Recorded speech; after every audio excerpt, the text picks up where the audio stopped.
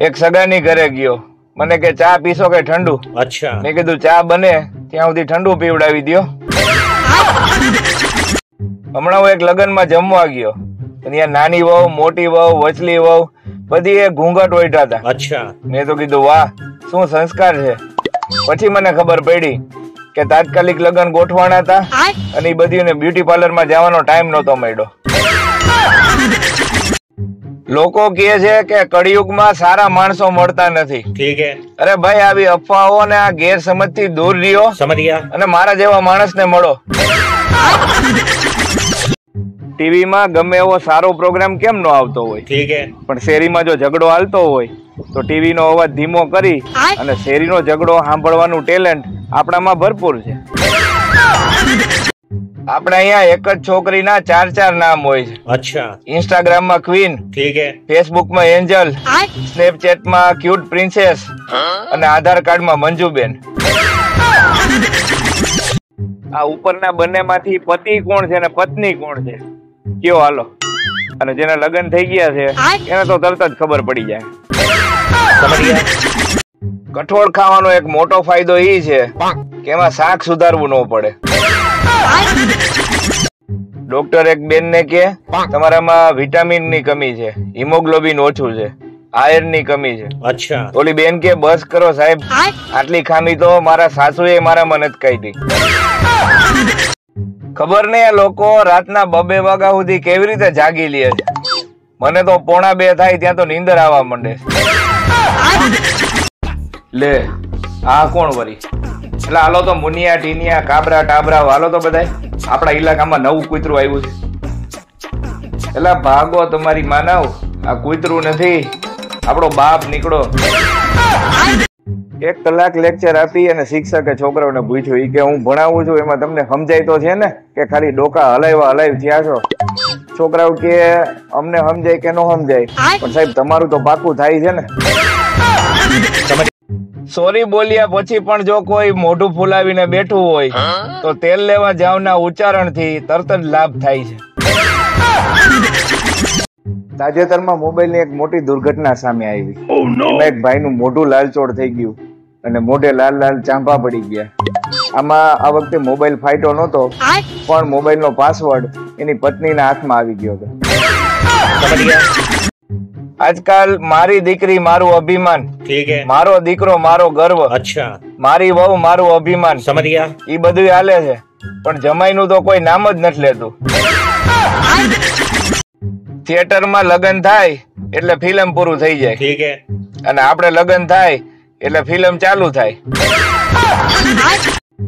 એક સાડી લેવા જો તમારી ઘરવાળી આખી દુકાન ફીંદી નાખતી હોય તો તમારે તો ગર્વ લેવો જોઈએ કે એને તમને પસંદ કર્યા. અંગ્રેજીનો પીરિયડ ચાલુ થયો અને એક છોકરો મોડો પહોંચ્યો. ઠીક હે. તે સાહેબ કે why are you so late? ઓલો કે એમાં એવું છે ને સાહેબ. સાહેબ કે ભાઈ ઇંગ્લિશમાં વાત કર. અચ્છા. ઓલો કે માય કાર ઇઝ ફસિંગ ઇન કિચડ, નો હીલિંગ નો ડુલિંગ, ઓનલી ભુર ભુર કરિંગ. તમારી પત્નીના મોબાઈલનું રિચાર્જ ક્યારેય પૂરું ન થવા દેતા સાહેબ, કારણ કે નવરું મગજ ઈ શેતાનનું ઘર છે.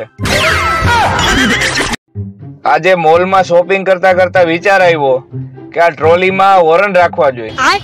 એક્સક્યુઝ મી માં તો બાયું દાદાઈ નથી દેતી. લવ કરીને લપેટાયો તું પ્રેમની ઝાડમાં, હવે અકળાય છે સાનો. આ નાનો આમ તો વાળ જોઈ દાળમાં, હા જમી લે છાનમાનો. વિદેશોમાં ક્યારેક ક્યારેક ઉડતી રકાબી જોવા મળે છે, લોકોને આશ્ચર્ય થાય. ઠીક હે. પણ આપણે અહીંયા તો રોજ રકાબી ઉડે છે. રસોડામાંથી છનન કરતી કઈ ઉડે એ જ નક્કી ન હોય. એક છોકરાએ એની ગર્લફ્રેન્ડ ને રાત્રે મેસેજ કર્યો કે ગુડ નાઇટ હની. અચ્છા. તો સામેથી રિપ્લાય આવ્યો કે હની સુઈ ગઈ છે, હું એની માં મધમાખી બોલું છું. પછી ઓલાને આખી રાત નીંદર ન આવી. બાયડીનો બેસ્ટ ડાયલોગ. ઠીક હે. રેવા દિયો, હું હમણાં કઈક કહીશ ને તો તમને નહીં ગમે. મમ્મી જેટલું એક્ટિવ કોઈ ન હોય સાહેબ. અચ્છા. 8 વાગે ઉઠાડવાનું કીધું હોય ને તો 7 વાગે ઉઠાડી અને એમ કે ઉઠ 9 વાગ્યા આવે. આપણે ગુજરાતીઓ ખાવાના મોટા શોખીન ભાઈ. અચ્છા. નવરા બેઠા હોય એટલે બગાસા ખાય, ક્યાંક ફરવા જાય તો હવા ખાય, છોકરાઓ હિંચકા ખાય, ઠીક હે, નાવાનું મન ન થાય તો ખાલી ખંખોરિયું ખાય, મોટા માન ખાય, છોકરીઓ ભાવ ખાય અને છોકરા માર ખાય, વાંઢાઓ માથું ખાય, પરણેલાઓ ખોટ ખાય, ઈમાનદાર ધક્કા ખાય ને બેઈમાન હોય પૈસા ખાય અને છેલ્લે બાકી વૈધા એટલા માવા ખાય. ગણિતમાં XYZ એટલે ગુજરાતીમાં ફલાણું ઢીકણું અને પૂછડું. મોબાઈલ ની સાલી એટલી બધી ટેવ પડી ગઈ છે ને ઠીક હે, કે મોબાઈલ ની બેટરી જેમ જેમ ઓછી થાય છે એમ શ્વાસ લેવામાં તકલીફ થવા માંડે છે. બગીચામાં કોક પર્યાવરણ પ્રેમીએ બોર્ડ લગાડ્યું હતું કે ઝાડ પર પ્રેમ કરો, ઝાડ નીચે નહીં. ઠીક હે, તો એક જણે લખ્યું કે તમારી બધી વાત સાચી, પણ મારી પ્રેમિકાને ઝાડ ઉપર ચડતા આવડતું નથી. થોડા દિવસમાં વ્રતોની સીઝન ચાલુ થશે. ઠીક હે, સવારે વડની ફરતે દોરા અચ્છા, અને સાંજે વર ઉપર ડોળા. હા, ઘણાય પાછા એવી સલાહ ઉઠો કે બાથરૂમમાં મોબાઈલ લઈ જવો સારો નથી. ઠીક હે, હવે એને કોણ કહે કે એ સાચા છે? ઘ અને ધ વચ્ચેનો ભેદ આ રીતે સમજી શકાય. ઠીક હે, બપોરના વધારેલા ભાત ઈ સાંજે વઘારેલા ભાત થઈ જાય. આ લવ મેરેજ વાળા હવે ડ્રમ થી ડરે છે, અરેન્જ મેરેજ વાળા હનીમૂન થી ડરે છે. સમજ ગયા? તો મારું માનો તો જુનાગઢ એક હારામાં હારું સ્થાન છે. મને સૌથી વધારે ઇજ્જત તો કબાટના કપડા આપે છે. જ્યારે પણ કબાટ ખોલું છું 2-4 કપડા સીધા પગમાં પડી જાય. તમને ખબર છે મિત્રો, કુંભકર્ણ એટલા માટે સૂતો રહેતો કારણ કે એની પાસે સ્માર્ટફોન નહોતો. પેલા વહુ ડરતી કે સાસુ કેવી મળશે, ઠીક હે, હવે સાસુ ડરે છે કે વહુ કેવી મળશે. હું અંગ્રેજીમાં ખાલી એવા લોકો સાથે જ વાત કરું છું ઠીક હે, જેને અંગ્રેજી નથી આવડતું. છોકરીઓ દિવસે ડીપી માં ફોટો એટલા માટે નથી બદલતી કારણ કે દિવસે તડકો હોય. જ્યાં સુધી રડતી છોકરીના નાકમાંથી પરપોટા ચાલુ ન થાય ને ત્યાં સુધી એના રડવા ઉપર વિશ્વાસ ન કરવો સાહેબ. આ તો કળિયુગ છે સાહેબ. ઠીક હે, ભૂલ હોય છે સેલની અને માર રિમોટ ખાય છે. એક જણો પથરી કાઢવા રોજ બિયર પીતો. અચ્છા, હવે ડોક્ટરે કીધું કે પેલા લીવર કાઢવું પડશે. એના દિલનું ગેસ કનેક્શન જ બંધ હતું સાહેબ. અમે જ નાદાન હતા કે લાઇટર મારતા રહ્યા. પ્રેમ હંમેશા આળસુ વ્યક્તિને કરો. ઠીક હે, કેમ કે હવે કાલે કહીશ, મને અત્યારે આળસ આવે. આમ જો તમને, હા તમને જ કઉ છું, સમજ ગયા? આખી રાત તડકામાં બેહીને તમને યાદ કરું છું. જો છોકરીઓ અમારા છોકરાઓની જેમ સુંદર હોત ને તો બિચારીઓને વારંવાર બ્યુટી પાર્લરના ધક્કા ન ખાવા પડત. જો છોકરીઓ અમારા છોકરાઓની જેમ સુંદર હોત ને તો બિચારીઓને વારંવાર બ્યુટી પાર્લરના ધક્કા ન ખાવા પડત.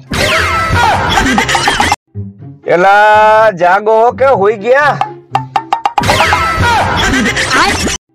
અમારા જેવા ભોળા છોકરાઓ લગ્ન કરી કેટલી ભૂકંપ, સુનામી, વાવાઝોડાઓને હાચવીને બેઠા છે. નકર તો આ દુનિયાની પથારી ફરી ગઈ હોત સાહેબ.